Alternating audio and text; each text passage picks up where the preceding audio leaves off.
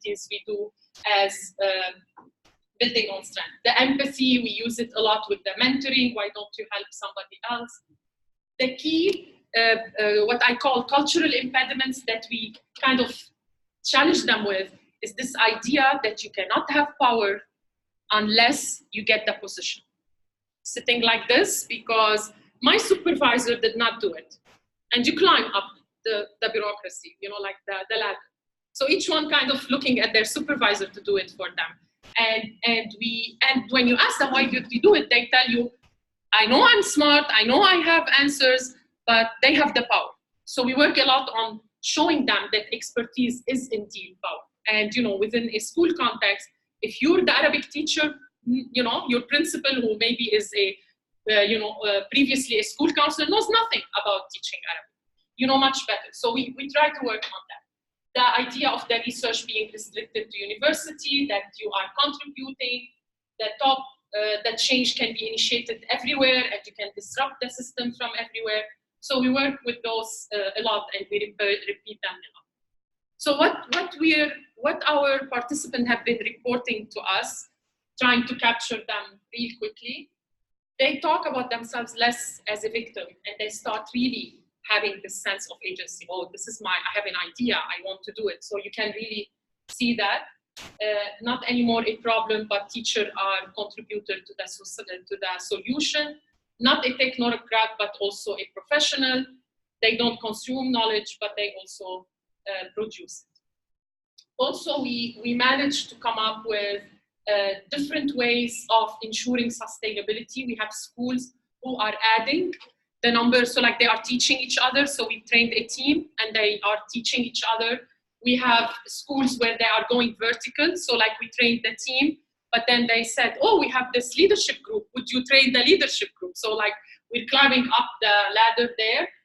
We have schools that changed, literally reviewed their things related to how they do, for example, supervision, procedures for evaluation, and of course, we continue our work ourselves to broaden the project.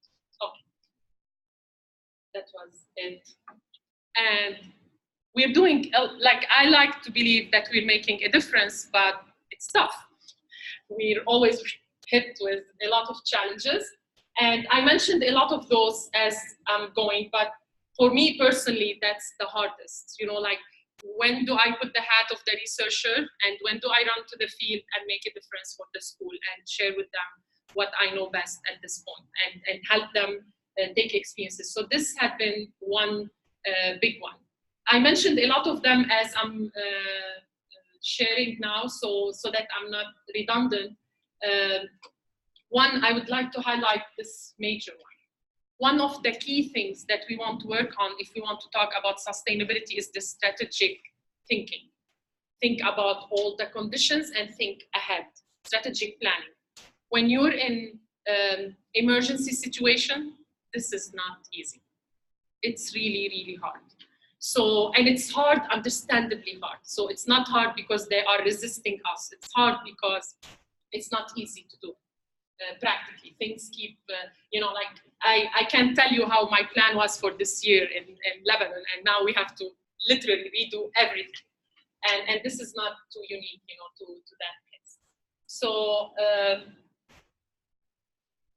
I just brought some snippets from the school. So this is one of our pioneer schools in Jordan. This is a Jordan team who started as just a team, and this is their plan for every division in their school being engaged in improvement that they pick using all the procedures and the skills that they have gathered.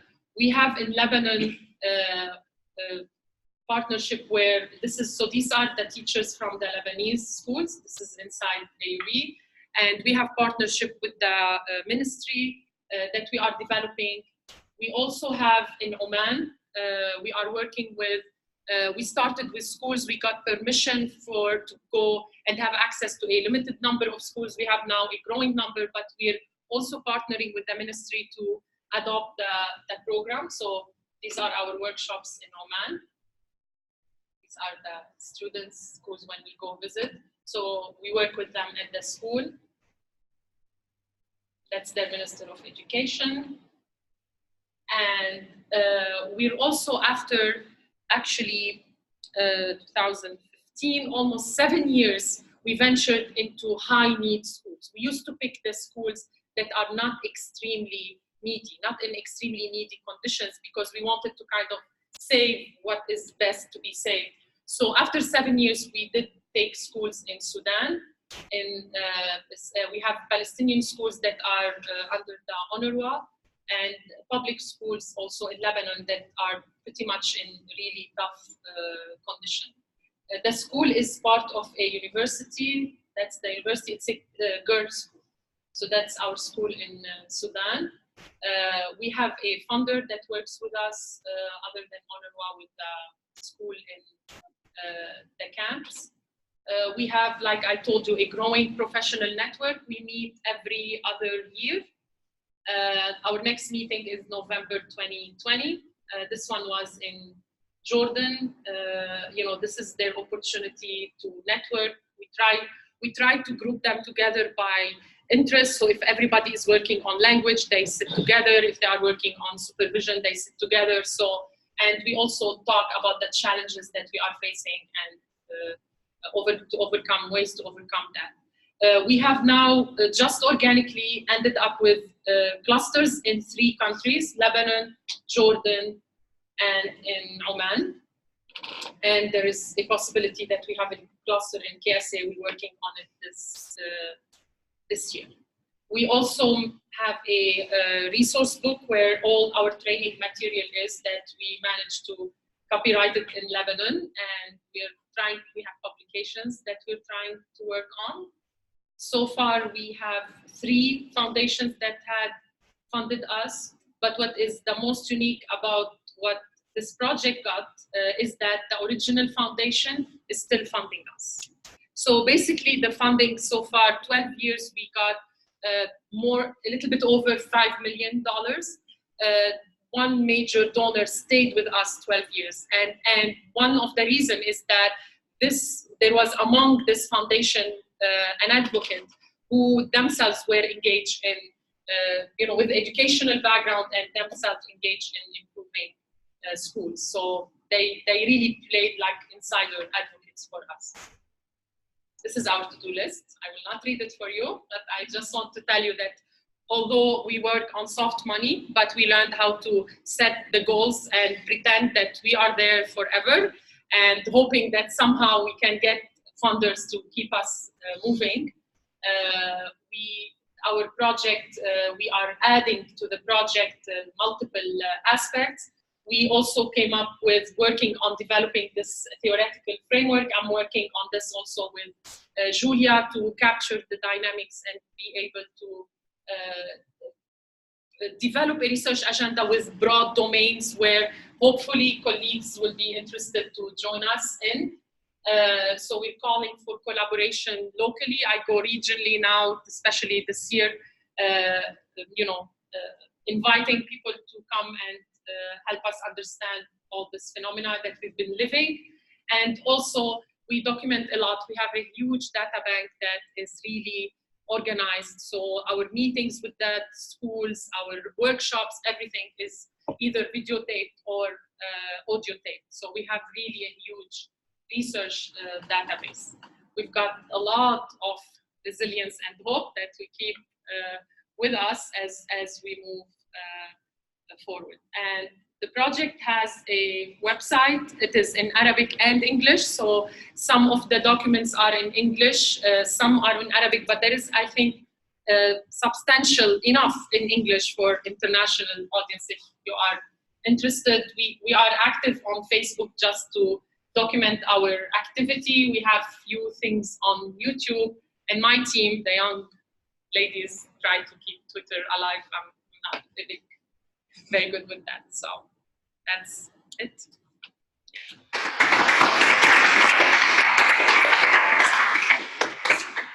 I know I took a long time, but I hope you have some extra time with me here and ask some questions. Your teams within the schools, so your leadership team that you work with, how do you generate those teams? Where do you get those folks? We come to the principal and we ask the principal to nominate. We give them the margin between 4, so the principal plus 3, up to 6 people that are interested.